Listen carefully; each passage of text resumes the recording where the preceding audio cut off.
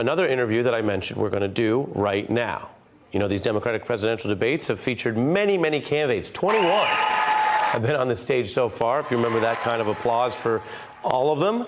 Well, there's a new one on the way. Billionaire Tom Steyer, who's cleared now one of the two key requirements to make the next debate in Houston next month. And under the Democratic Party rules, that next debate will whittle down basically from 20 people to about 9 so far, or 10 if Steyer scores high enough on the other requirement for polling. He's been in the race just 5 weeks, and he joins us now, his first time on the beat as a presidential candidate. Thanks for joining me. Ari, thank you very much for having me.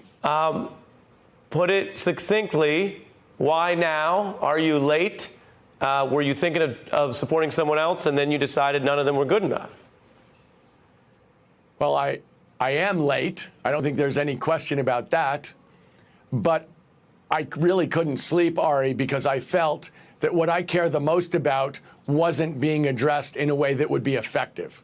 I believe that we have a broken government in Washington, D.C., that corporations have purchased it, that we have to restore government of, by, and for the people.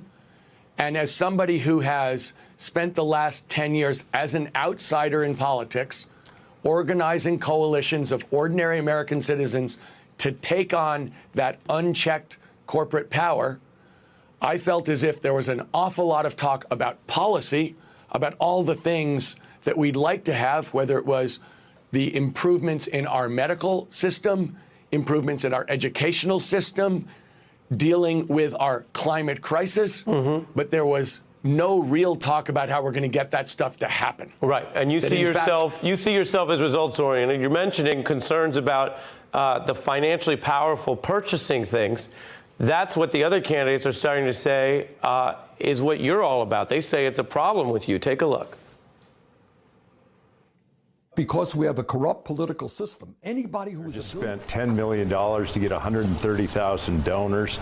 We're getting to the point where we're spending money online as opposed to actually talking to voters. And elections are about people talking to people, not billionaires being able to spend, a whole lot of money to buy Facebook ads. Your response? Look, I think for everybody who wants to be the Democratic nominee, the question is the same. Do you have a message that connects with Democratic voters? And my message, and I was in Iowa talking directly to voters this weekend. I've been in all 4 of the early primary states in person over the last 5 weeks. My message is resonating with voters because they know that corporations have bought the democracy. They know that my record over the last 10 years, I'm the person who's organized one of the biggest grassroots organizations registering, engaging, and turning out young voters and voters of color. Isn't that the challenge for you? That's exactly what I've been doing. Isn't that the challenge? I think it's certainly true that there are a lot of liberal activists who think you've been supporting and investing those efforts, and they agree with the goals.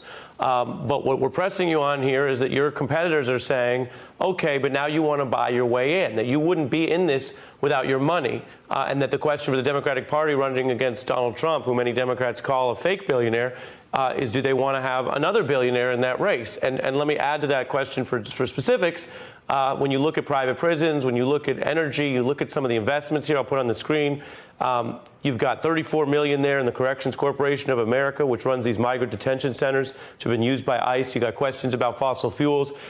Do your investments, past or present, shape the policies you're running on, and will you release your tax returns to let everyone assess that? Well, Ari, I will release my tax returns. When I was an investor, we invested in every part of the economy. I understood about 12 years ago that the results of fossil fuels in terms of climate change were dramatically important and negative for our country. I divested from all fossil fuels. I took the Giving Pledge, and I've organized people in terms of to change on climate for the last 12 years successfully and beaten oil companies. And when would you release? Let me finish, please. Yes, Let me sir. finish, Go please. ahead. In terms of private prisons, we made one investment. I thought about it 15 years before anybody brought it up. I decided it was a mistake and sold it because I thought that was the wrong thing to do. It was a mistake. I recognized it and took action on it before 15 years before this. And I'm So short on in time. fact- I'm not trying to cut you off, Go but ahead. we've had a lot of breaking news, including out of Philadelphia. With the time we have, what about tax returns? When would you release them? I don't have a firm date, but I will release them, I believe, before the first debate that I participate in. So you don't How's that? intend, if you make the stage, you don't intend to walk on that stage and talk about Trump's tax returns without having released your own? I don't. Great. Look, we're getting some interesting answers. Tom, you know, I've had you on before as an analyst. You come on as a candidate, we push even harder. You know how it works.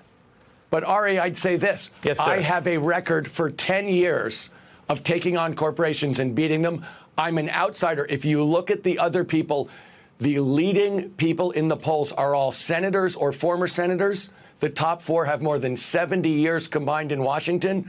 I would ask you, if the problem is a broken government, do you think the answer is going to come from an outsider, from the grassroots, or do you think it's going to come from the inside the Beltway in Washington, D.C.? Is your position, I'd say it's the former. If the Democrats nominate an incumbent Washington figure, you think they lose to Trump? I wouldn't say. Look, I think every single Democrat in this race is head and shoulders better than the criminal in the White House. Let's just start with that. We need to not just beat Trump. We need a broad-based, smashing victory across this country for a new mandate for what the future of America looks like. Yes, sir. I got to It's fit not in a just break. Mr. Trump. Mr. Tom Steyer, I appreciate you coming on. I appreciate you taking the questions, sir. Thank you, Ari. Thanks. Hope you come back. Hey, I'm Ari Melber from MSNBC. You can see more of our videos right here, or better yet, subscribe to our YouTube channel below. You could have been anywhere in the world, but you're here with us, and we appreciate that.